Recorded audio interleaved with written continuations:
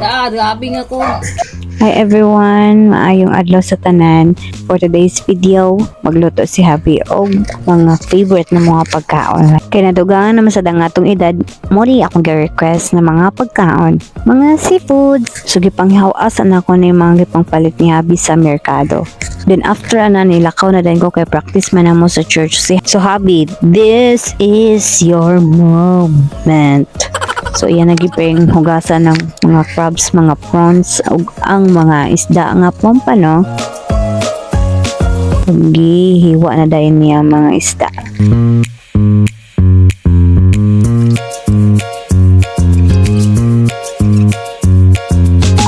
So gipanghiwa ni Habi ang mga luya, tapos mga sibuyas dahon.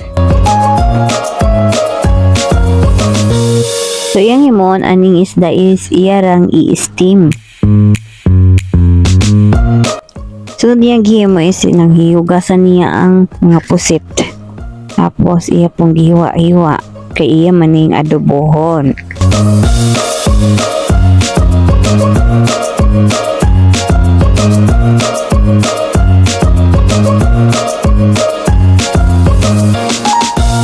So gihanluan na sad ni Habi ang mga prawns kay magsugba, magsinigang og mag-grilled. So kamulo na-grilled si Habi sa mga pusit og sa prawns. So nagluto din si Habi sa adobong pusit.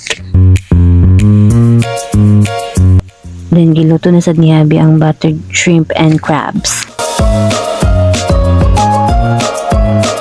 Oh, higop na sad tag sinigang. Luto na ang mga seafoods. So, chibuga na.